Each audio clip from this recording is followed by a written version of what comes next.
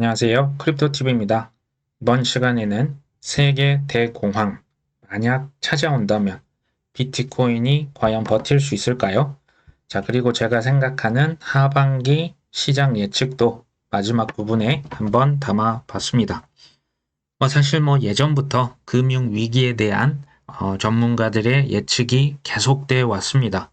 사실 레이 달리오다, 짐 로저스다, 심지어 올해 3월 달에는 미국 연준도 경기 침체를 예상을 했었죠. 자, 무슨 얘기인지 봤더니 3월 의사록에 은행 위기를 조기에 차단하긴 했지만 신용 경색의 가능성이 실물 경제에 타격을 입힐 것이다. 정확한 지금 예측을 하고 있네요. 여기에서 좀 더 보니 은행 위기 여파로 올해 하반기에 경기가 약간의 경기 침체에 빠질 수 있다. 약간이라는 표현을 사실 저는 믿지는 않습니다. 자, 어찌됐건 올해 말부터 완만한 경기 침체가 시작돼서 2년간 계속된다. 자, 시장은 이 지금 경고를 무시하고요. 연준의 금리를 시장 기준금리를 완화시킬 것, 동결할 것에 대한 기대감만 확대 해석을 했죠. 이거 확증 편향이라고도 하죠. 그렇기 때문에 주식과 코인은 오히려 크게 올랐습니다. 금리 인상 지금 사이클 종료가 임박했다라고 하는 신호에 시장이 반응을 한 거죠. 자, GDP 관련된 내용을 제가 간단히 말씀을 드려보면요. 마켓워치에서 연준의 GDP, 국내 총생산의 예측치를 0.4%로 인하했다고 하는데요. 자, 지금 상반기가 대략 2%에서 3%가 될 것으로 예측을 합니다. 아직 2분기에 확정치까지는 나오지 않았기 때문에 자, 2%만 지금 잡아도요. 하반기는 당연히 마이너스가 되어야 0.4%를 달성할 수가 있겠죠. 두 분기가 연속으로 마이너스를 찍으면 공식적으로 경기 침체라고 합니다. 자, 하반기가 그래서 마이너스 성장이 예상된다. 이 얘기를 하고 있는 거죠. 저는 이제 구체적인 지표로 좀 말씀을 가급적 드리려고 합니다. 이것은 지금 미국의 중소은행들의 ETF를 모아놓은 그 지표입니다. 미국에서 엄청나게 돈을 찍었죠. 2주 만에 무려 300조 원을 찍어서 중소은행을 살렸고요. 금융 지원을 했는데요. 지금 4개월이 넘게 미국의 중소 지역은행들의 ETF KR이라고 합니다. 이 지표가 지금 바닥을 계속 헤매고 있습니다. 무엇을 의미할까요? 은행 위기가 아직 끝난 게 아니라는 것을 의미합니다. 지금 CPI 지표 이제 곧 있으면 나옵니다. 지금 시장의 예측이 3.1%까지 떨어졌는데요. 자, 이것보다 캐시 우드죠. 돈나무 원리는 3%보다 더 밑으로 떨어질 것을 지금 예측을 하고 있습니다. 자, 이 캐시 우드는 사실 작년부터 진짜 걱정은 인플레이션이 아니라 디플레이션이다. 이건 일론 머스크도 계속 경고를 하고 있었죠. 왜 그럴까요? 디플레이션이 훨씬 위험한 이유는요. 가격이 점점 싸진다고 하면 아무도 소비자들이 물건을 사려 하지 않을 것입니다. 그렇기 때문에 장기 불황에 접어들 수가 있기 때문에 굉장히 위험한 신호라고 보시면 될 것 같습니다. 자, 미국의 장단기 금리 역전이 무려 42년 만에 최대다. 이건 지난 3월 8일의 기사인데요. 이 미국 장단기 금리 역전이라고 하죠. 2년과 10년 미국 국채의 금리가 지금 역전된 폭이요. 42년 만에 최대라고 합니다. 자, 지금 2년물 국채가 5%, 10년물 금리가 4%라고 지금 하고 있죠. 1981년 폴 벌커 당시 이후로 이 금리가 이렇게까지 역전된 게 지금 처음이다. 이 얘기를 하고 있는 겁니다. 단기가 5%인데 장기가 4%다. 좀 이상하죠?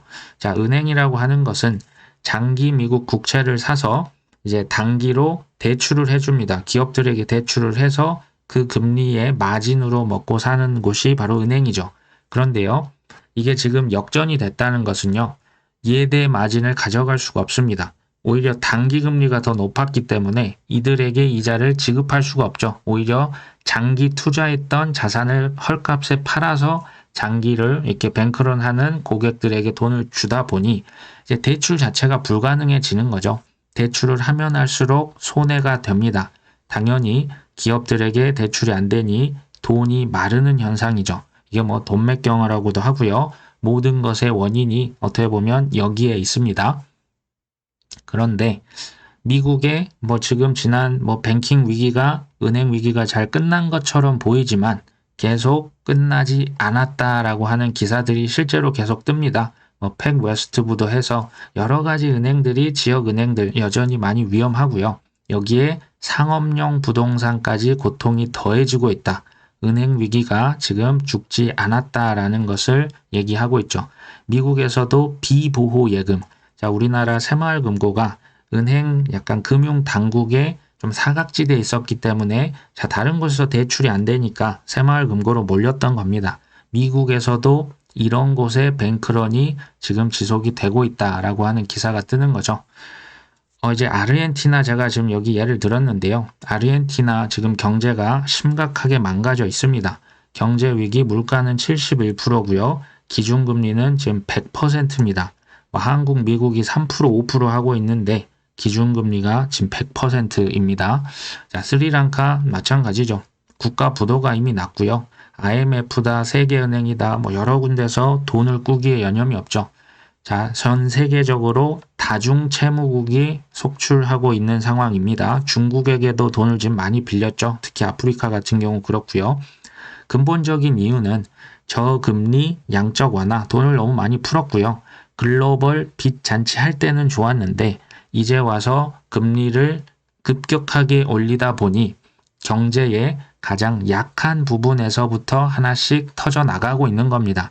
이게 핵심이라 보시면 됩니다. 자, 우리나라 작년 레고랜드 사태 있었죠. 레고랜드 사태도 우리나라에서 좀 신속하게 반응을 해서요. 이 위기 불씨를 잠재운 듯 싶었습니다. 하지만 이게 지금 새마을금고나 다른 여기도 지금 부동산 PF가 문제가 되고 있죠. 결국 부동산에 돈을 빌려준 약한 지금 그 고리가 계속 하나씩 터져 나간다. 국내 해외 할 것 없습니다. 전 세계가 다 마찬가지라 보시면 되고요. 그런데 여기에 예외적인 국가가 있죠. 바로 미국입니다.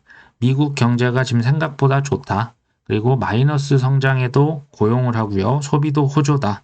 이게 이제 이유가 있습니다. 이유를 잘 살펴보시면요. 자, 반대로 말하면 미국이나 이런 좀 대형 증권사들은 아직 건재합니다. 왜냐하면 지금 미국의 기준금리가 5.25%죠. 한국은 3.5%입니다.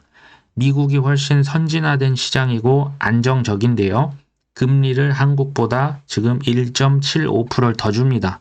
여러분 어디에 투자하실 겁니까? 당연히 미국이죠. 그러니까 전 세계에 있는 돈이 다 지금 미국 시장으로 빨려 들어가고 있는 겁니다. 미국의 주식도 뭐 인공지능도 물론 이제 영향이 있지만 전 세계 돈이 미국 주식이다 뭐 여러 가지 그래서 미국은 지금 유동성이 풍부한 거죠. 상대적으로 경제가 그래서 매우 좋다고 보시면 됩니다. 근데 이게 언제까지 갈 수 있을까요? 저희가 이제 크립토 채널이죠. 자, 비트코인에 대해서 말씀드릴까 합니다. 블룸버그의 애널리스트 마이크 맥글론이 비트코인 최악의 시간이 아직 끝나지 않았다. 왜냐하면 지금 경제가 좋지 않은데 이 고금리 침체기에는 비트코인이 아직은 오르기 힘들지 않을까 지금 이렇게 보고 있고요. 강세장을 맞이할 준비가 안 됐다. 경기 침체기에는 위험자산이 하락하죠. 비트코인은 대표적인 위험자산이죠. 자, 하지만 장기적으로는 금과 국채처럼 거래되겠지만 단기적으로는 하방 위험이 있다. 지금 이렇게 진단을 하고 있습니다. 자, 이 친구가 하반기가 진정한 디지털 금인지 입증할 수 있는 기회가 될 것이다. 자, 하반기 경기 침체로 인해서 시험에 들 수 있다. 마이크 맥글론 역시도 하반기 경기 침체를 조금 기정사실화하고 있네요. 자, 이 시점은 사실 누구도 모릅니다. 자, 어쨌든 암호화폐가 디지털 금이냐 아니면 주식시장의 그냥 버전 2인지가 이 하반기에 결정이 될 것 같다. 한번 저희도 한번 지켜보면 좋을 것 같습니다. 자, 어찌됐건 올 하반기 경기 침체가 만약에 정말 닥친다면 비트코인이 버틸 수 있을까요? 어떻게 생각하십니까? 그런데 여기에 변수가 있습니다. 비트코인 현물 ETF죠. 자, JP모건이 갑자기 이런 기사를 뿌립니다. 비트코인 현물 ETF 호재가 아니다. 글쎄요, 호재가 아닐까요? 그 이유를 이렇게 설명합니다. 유럽과 캐나다에서 비트코인 현물 ETF 이미 다 승인이 됐었죠. 근데 효과 있었니? 효과 없었다. 그러니까 이번에도 비트코인 현물 ETF 미국에서 승인이 돼도 효과가 없을 거야. 지금 얘기를 하고 있습니다. 자, 그리고 지난 1년 동안 디지털 금이라며 그러면 금에서 비트코인으로 자금이 옮겨가야겠죠. 근데 금에서 이탈한 투자자들이 비트코인으로 안 왔다. 지난 1년간 그 하락장에 왔겠습니까? 자, 어찌됐건 비트코인 현물 ETF는 이거 별 재미가 없을 것이다. 지금 이런 발언을 하고 있는 거죠. 하지만 여기서 반대로 제가 얘기를 해봅니다. 비트코인 현물 ETF 승인을 지금 막을 수 있다고 봅니까? 없다고 봅니까? 막을 수 없다고 봅니다. 이 승인이 된다고 지금 가정을 하고 있는 거고요. 근데 왜 이렇게 얘기를 할까요?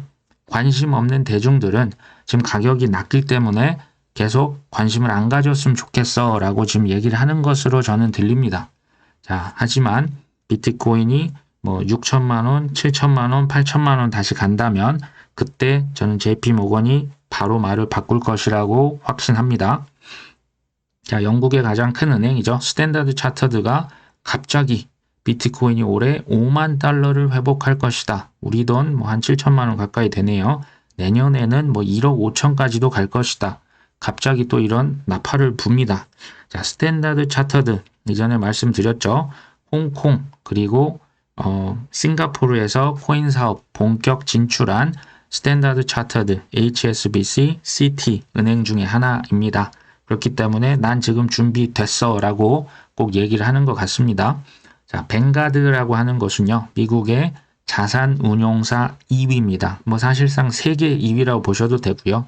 자, 여기에서 가상자산 관련주를 추매했다. 알고 봤더니 마라톤 디지털, 라이엇 블록체인, 비트코인을 채굴하는 기업이네요. 그런데 지난 1분기에 무려 60%, 18%를 증가했습니다. 지금 몇 천만 주를 샀죠. 여기에서 비트코인을 직접 살 수는 없으니 채굴하는 기업을 간접 투자를 했습니다. 이게 지금 7월 11일자 기사고요. 그들의 말이 아닌 행동을 보라고 계속 말씀을 드리고 있죠. 자, 피델리티가 마이크로소프트가 아니고요. 마이크로스트래티지 주식입니다. 무려 74만 7천 주를 초과 보유하고 있다. 6월달이 와서 봤더니 23년 1분기에 무려 지금 64만 8,975주를 추매했습니다. 현재 피델리티에서 74만 6천 주를 순 보유하고 있고요. 자, 블랙락은 지금 역시 1분기네요. 14,923주를 추매해서 61만 3천 주를 보유하고 있습니다. 어마어마한 수량을 1분기에 산 걸 한참 지나서 6월 말에 이걸 확인한 거죠. 자, 세계 1위가 블랙락, 2위가 뱅가드, 3위가 피델리티입니다. 여기에서 지금 뭐 하고 있습니까? 1분기에 비트코인을 직접 살 수는 없고 간접 투자를 최대치까지 끌어올렸죠. 덕분에 마이크로스트래티지 주식이 엄청나게 또 올랐다고 합니다. 자, 블랙락은 지난 5월 8일 일찍이 감시 공유 체제를 코인베이스와 체결을 했었죠. 그리고 6월 15일 날 현물 ETF까지 신청을 했습니다. 자, 이걸 설마 우연이라고 생각하시는 분이 계실까요? 제가 생각하는 올 하반기 시장 예측이죠. 저도 모릅니다. 그냥 한번 예측을 해보면 주식과 코인이 동반 랠리한 다음에 대공황, 경기 침체를 맞아서 하락하는 경우, 두 번째는 둘 다 동반 하락을 했다가 어떤 이유에서인지 연준에서 금리를 동결하고 오히려 인하에 대한 기대감 때문에 상승할 것인지, 3화는 주식은 떨어지는데요. 코인만 단독 상승할 수 있는 가능성.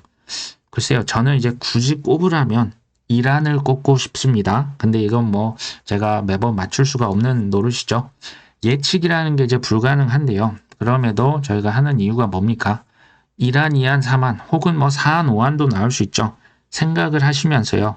이것을 내가 어떻게 대응을 할까? 현금을 이때 얼만큼 확보를 할 것인가? 아니면 이제 오히려 폭락했을 때 얼마만큼의 또 어떤 우량 코인을 좀 더 쟁여 놓으실 것인지 미리 대비를 하자는 차원에서 이것을 말씀을 드렸습니다. 오늘 방송 여기까지 합니다. 끝까지 시청해 주셔서 감사합니다.